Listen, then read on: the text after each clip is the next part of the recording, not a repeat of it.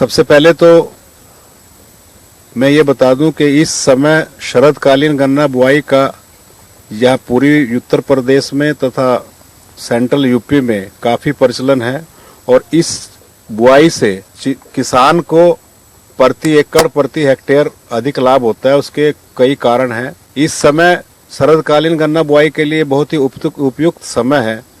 कारण क्या कि टेम्परेचर भी हमें मिल जाता है। दूसरा, किसान को मजदूर आसानी से मिल जाएंगे।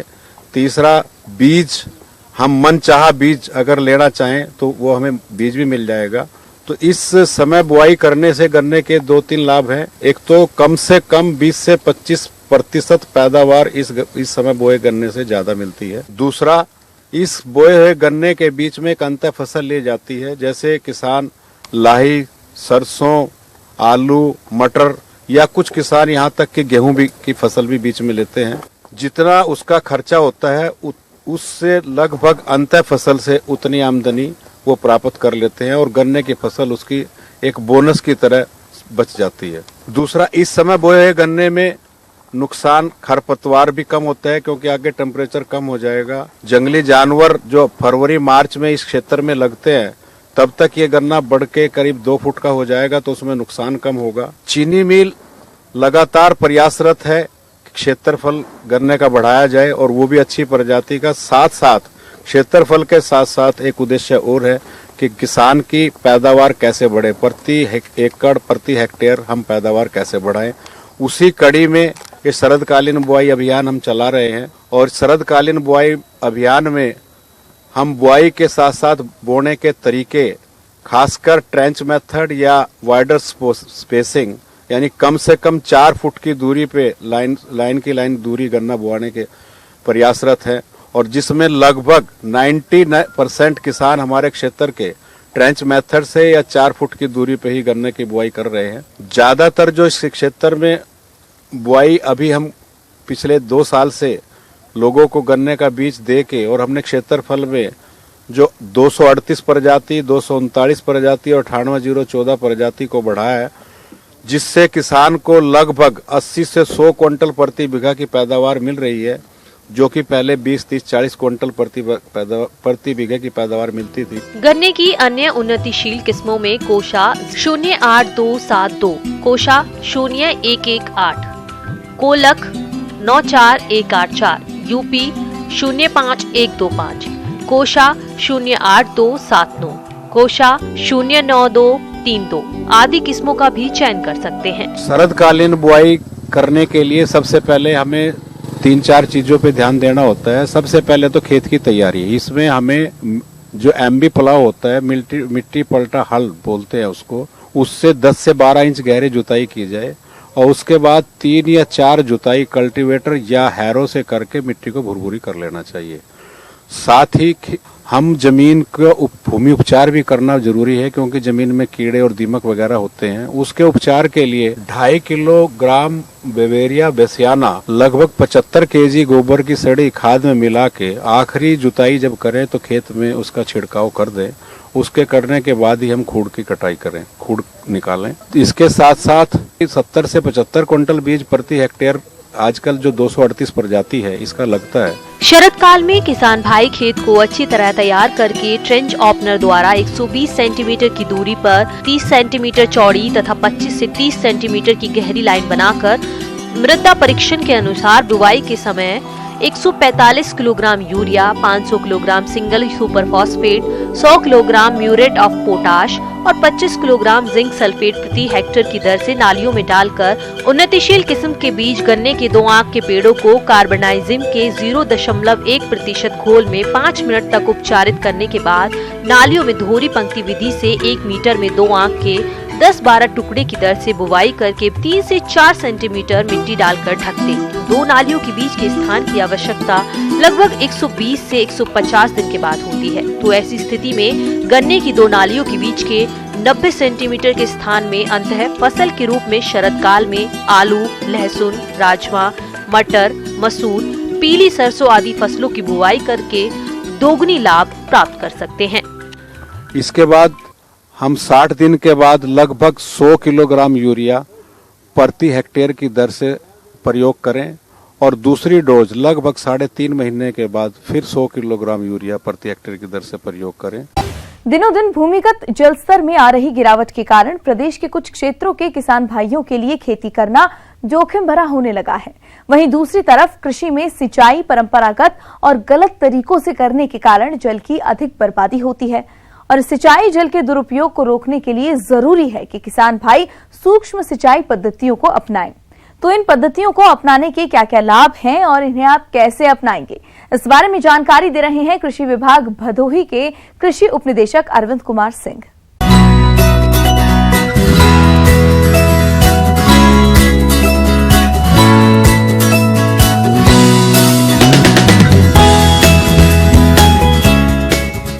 पर ड्रॉप मोर क्रॉप, पानी की हर बूंद के साथ ज़्यादा से ज़्यादा फसल पैदा हो। जैसा कि हम लोग जानते हैं कि जो पानी का उपयोग है 85% खाली खेती में इस्तेमाल होता है। अच्छा, हमारे किसान भाई भी हैं कि नहर का अगर पानी है तो खोल दिए, घुटना बराबर पानी लग गया तो सोचे कि फसल बड़ी अच्छी हो जाएगी, ऐसा कहीं नहीं है। प्रदेश की भौगोलिक परिस्थितियों में कई इलाके ऐसे हैं जहां खेती योग्य जमीन ऊबड़ खाबड़ और कम पानी वाले क्षेत्रों में है। ऐसे में जल की मात्रा का सदुपयोग करना बेहद जरूरी हो जाता है। माइक्रो इरिगेशन पद्धति को बढ़ावा देकर सरकार इस बात पर जोर दे रही है कि किसान कम पानी में 10 से ज्यादा गुणवत्ता युक्त उत्पादन हासिल कर सकें, साथ ही उनकी लागत में भी कमी आ सके। मैं अगर सिंचाई के विभिन्न साधनों की बात करूं तो स्प्रिंकलर की अगर हम बात करें तो ये जो फव्वारा सिंचाई है इससे फसल हरदम अच्छी होती है। क्यों अच्छी होती है कि जब हम फ्लडिंग करते हैं, माने क्यारी में खोल के पानी डालते हैं तो जब एक तरफ से डूबते हुए जाता है तो नीचे जो ऑक्सीजन होती है पूरा निकल जाती है। नीचे की ऑक्सीजन जब पूरा निकल जाती है तो होता क्या है कि फसलें पीली पड़ जाती हैं। आप देखते होंगे कि जहाँ पे इस तरह से सिंचाई की जाती है शुरू में फसलें पीली पड़ती हैं, बाद में हरी होती हैं। यदि हम स्प्रिंकलर से सिंचाई करें तो वो बारिश की तरह से होती है और ऊंचा नीचा हर जगह पानी समान मात्रा में गिरता है बारिश की तरह से। और एटमॉस्फेयर में नाइट्रोजन आप जानते हैं घुली होती है और नाइट्रोजन का एक ही स्रोत है वायुमंडल। वायुमंडल से नाइट्रोजन आती है, अगर हम स्प्रिंकलर सिंचाई करते हैं तो उसमें यूरिया भी घुल जाती है। इसलिए आप देखते हैं जब बरसात का पानी होता है तो फसलें ज़्यादा अच्छी होती हैं। इसका कारण यही है क्योंकि एटमॉस्फेयर की नाइट्रोजन उसमें घुल जाती है। अगर हम स्प्रिंकलर से करते हैं तो जो नीचे फसल पहले पीली पड़ जाती थी हमारी, वो पीली नहीं पड़ती और फसल हमारी अच्छी होती। स्प्रिंकलर इसी इरीगेशन पर भारत सरकार 90% सब्सिडी दे रही है लघु एवं सीमांत किसानों को और 80% सब्सिडी दे रही है बड़े किसानों को। इसी तरह से अगर हम टपक सिंचाई की बात करें तो बगीचों में अगर आप देखें तो बगीचों में सिंचाई करने के लिए इससे अच्छा कुछ नहीं है। हमारे बगीचे लगे हुए हैं, ड्रिप का सिस्टम लगा है, पेड़ के पास टप टप टप टप टप पानी टपक रहा है। पौधे को जितनी जरूरत है जब तक हम चाहे चलाए, जब चाहे बंद कर दिए। इससे भी पानी की बहुत बचत होती है। और माननीय प्रधान जी के पर ड्रॉप मोर क्रॉप का अगर आप देखिए पानी का कितना वो एक्सेसिव यूज हम लोग कर रहे हैं। सबमर्सिबल लग गए पहले ग्राउंड वाटर, आज के ग्राउंड वाटर में देखिए कितना फर्क पड़ गया है। इसका कारण यही है कि हम लोग जो है पानी का अधिक माने आवश्यकता से अधिक इस्तेमाल करते थे। तो अगर हम सिंचाई के इन विधियों की तरफ आए तो ज्यादा फायदा। ड्रिप एवं स्प्रिंकलर सिंचाई पद्धति ने किसानों और बागवानों की खेती की लागत कम करने और उत्पादन में वृद्धि करने में भी कामयाबी के नए कीर्तिमान स्थापित किए हैं। आज सिंचाई के नए तरीकों को अपनाकर प्रदेश के किसानों और बागवानों के लिए जहां उत्पादन में 40 से 150% वृद्धि कर पाना संभव हुआ है, वहीं उनकी खाद एवं उर्वरक की बचत 30% तक तथा ऊर्जा की बचत 30 से 35% तक हुई है। ड्रिप एवं स्प्रिंकलर सिंचाई करने के फलस्वरूप किसानों को कीट और खरपतवार नियंत्रण में भी सफलता मिली है। ऐसे में एक साथ कई तरह के लाभों के कारण प्रदेश के किसानों का रुझान इन आधुनिक सिंचाई पद्धतियों की ओर बढ़ता जा रहा है। आपको यूपी एग्रीकल्चर की वेबसाइट पे जाना है। अगर आपके पास स्मार्टफोन है तो यूपी पारदर्शी किसान ऐप डाउनलोड कर लें, उसी में वो अप्लाई कर सकते हैं। उसमें यूपी एग्रीकल्चर में जाके सब अप्लाई कर सकते हैं। जितना अप्लाई ऑनलाइन सब अप्लाई किया जाता है इसमें, चाहे स्प्रिंकलर के लिए हो, ड्रिप के लिए हो, किसी भी कृषि यंत्र के लिए हो या कृषि विभाग से अनुमन्य किसी भी सुविधा के लिए उनको ऑनलाइन अप्लाई करना पड़ता है। ऑनलाइन अप्लाई करते हैं, उनका चयन भी ऑनलाइन होता है। आदमी का कोई इंटरफेरेंस नहीं इसमें। और जैसे ही आपका चयन होगा आपको सिस्टम से ही मैसेज भेज दिया जाए, क्योंकि जब आप पंजीकरण कराते हैं तो आपका मोबाइल नंबर भी मांगा जाता है। और ऑनलाइन अप्लाई करने के लिए क्या चीज चाहिए? आपका रजिस्ट्रेशन चाहिए। रजिस्ट्रेशन के लिए 4 चीजों की जरूरत पड़ती है। आपका आधार, आपका बैंक अकाउंट पासबुक की पहली पेज की फोटोकॉपी और आपकी खतौनी इस बात के लिए कि आप किसान हैं, क्योंकि जिसके पास खेती होगी उसी के लिए कृषि विभाग की योजनाएं हैं किसान के लिए। तो उसका एक प्रमाण होता है खतौनी आपकी होनी चाहिए। बस ये 4 चीजें और एक मोबाइल नंबर। पासबुक आपका इसलिए चाहिए कि हमारे विभाग की जितनी भी सब्सिडी है, जितना भी अनुदान है, सब किसान के खाते में डायरेक्ट जाता है। तो इसलिए बैंक अकाउंट चाहिए और मोबाइल इसलिए चाहिए कि किसी भी योजना में आपका चयन होगा तो आपको मैसेज चला जाएगा, चयन पत्र यहाँ से निकलेगा, हम चयन पत्र भी भेजेंगे लेकिन मैसेज आपको तुरंत मिल जाएगा। चयन पत्र तो हो सकता है एक दिन बाद मिले, हमारे यहाँ निकलेगा, फिर इसके बाद हम संबंधित कर्मचारी को देंगे, फिर वो आपके यहाँ ले जाके आपको देगा। तो चयन की इसकी बहुत पारदर्शी व्यवस्था है, इसमें ऑनलाइन अप्लाई करने का तरीका बहुत आसान है और घर बैठे आप कर सकते हैं।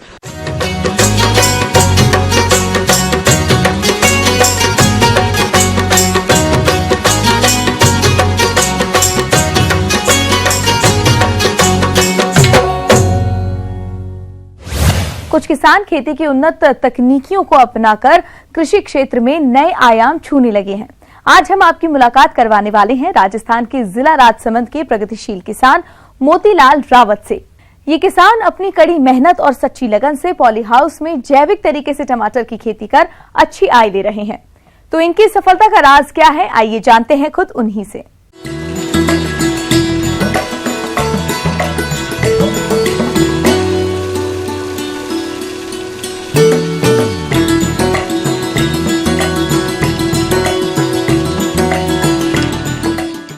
और अब ये मुझे बड़ा आश्चर्य और जानकर भी खुशी है और किसान भाइयों के लिए है कि ये जो आप खड़ी ये टमाटर की फसल जो देख रहे हैं, यह टमाटर की फसल है, यह देसी बीज है और ये केवल हमने यहाँ से ही अपने पुराने टमाटरों के द्वारा बनाया हुआ बीज है जो बहुत ही अच्छी पैदावार दे रहा है। यह इस टमाटर के बीज को मैंने 15 जून से लगाई थी और मेरे को करीब 1 महीना हो गया है, जिससे करीब मैंने 4 टन के लगभग अभी तक तुड़ाई कर चुका हूँ।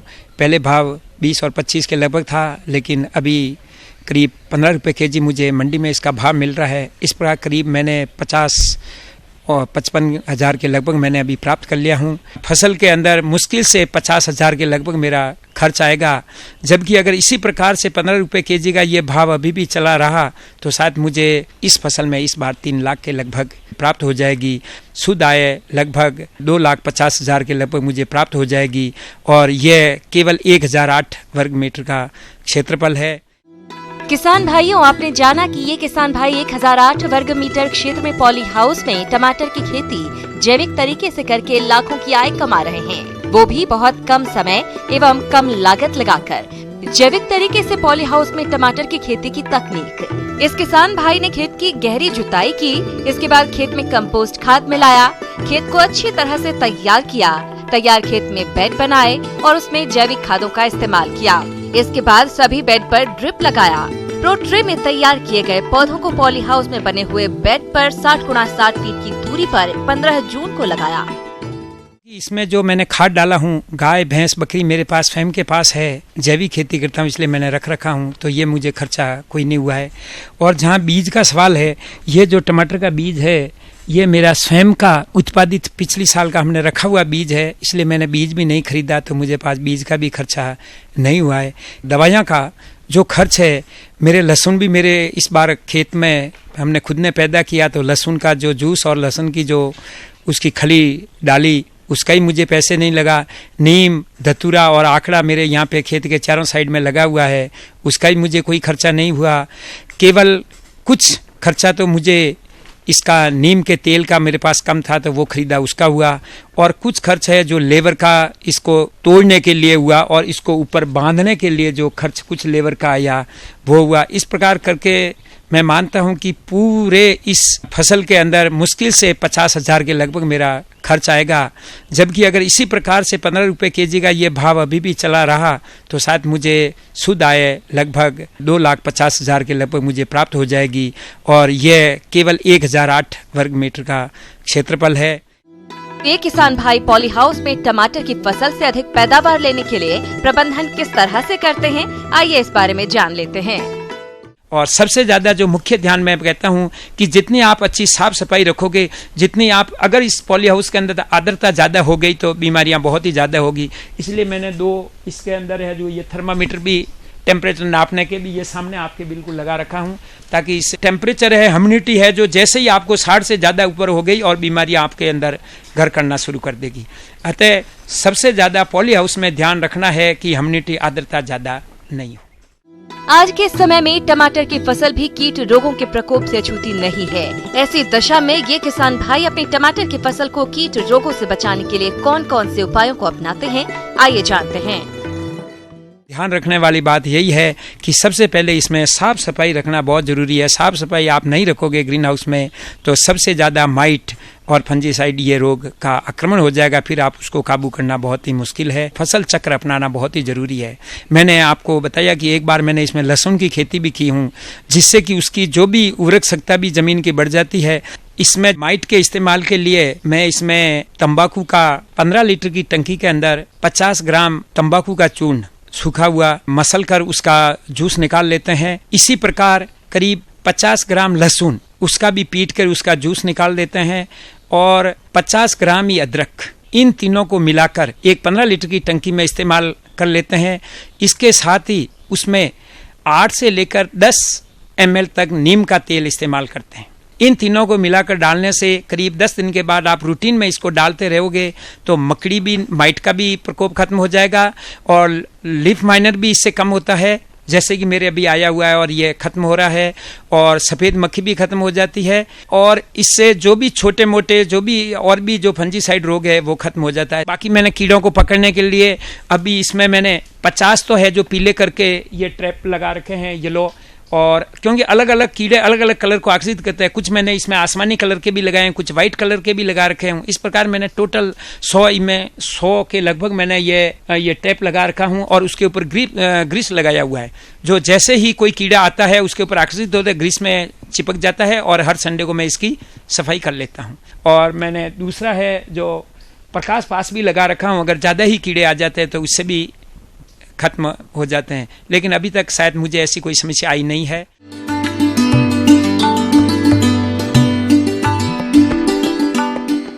जॉन डियर अन्नदाता हेल्पलाइन निशुल्क फोन संपर्क सेवा के माध्यम से आपके द्वारा पूछे गए प्रश्नों में से 1 या 2 महत्वपूर्ण प्रश्नों को हम अपने कार्यक्रम में शामिल करते हैं। इसी के तहत आज का चयनित प्रश्न और उसका जवाब इस प्रकार है। निःशुल्क अन्नदाता हेल्पलाइन में आज हमने जिस प्रश्न को शामिल किया है उसे पूछा है पहाड़पुर जिला हाथरस के जतीन चौहान ने। आपने अमरूद के बाग में उकठा रोग के प्रबंधन पर जानकारी चाहिए है, तो इसके लिए देखिए कार्यक्रम का यह अंश। जहाँ तक रोगों के संबंध में है, अमरूद का सबसे विनाशकारी और महत्वपूर्ण रोग उकठा रोग है, जो फ्यूजेरियम नामक फफूंदी के कारण से जड़ों से ये बीमारी लगती है और विशेष तौर से बरसात में ये बीमारी ज़्यादा उग्र रूप धारण करती है। तो इसके प्रबंधन करना बहुत ज़रूरी होता है। इसके प्रबंधन करने के लिए ज़रूरी ये है कि पौधों के आसपास बाग में हम साफ़ सफाई रखें और साफ़ सफाई के बाद फिर जैविक और रासायनिक दवाइयों का उपयोग करें। जैविक दवाइयों में ट्राइकोडर्मा पाउडर एक आता है, जिसकी यदि 2.5 किलोग्राम मात्रा 50-60 किलोग्राम अच्छे सड़ी हुई गोबर खाद के साथ मिला करके 6-7 दिन तक छाया में रख लें और उसको बोरा से ढक दें। फिर 6-7 दिन बाद उसका 5-5 किलोग्राम मात्रा प्रति पौधे के हिसाब से थालों में चारों तरफ डाल दें और नमी बनाए रखें, तो उकठा रोग कम लगता है और ये बीमारी से बचा जा सकता है।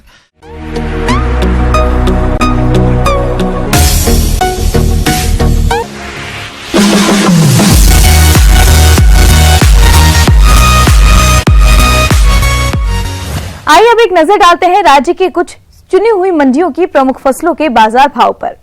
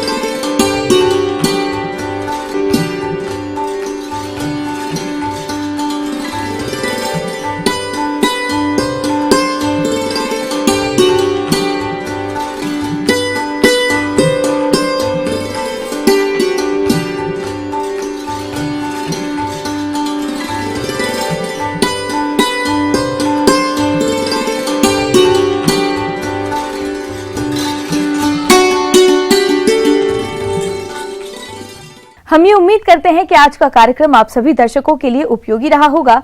किसान भाइयों, अन्नदाता आपकी सेवा के लिए संकल्परत है। कृषि संबंधित समस्याओं एवं सुझावों के लिए आप हमें इस पते पर संपर्क कर सकते हैं।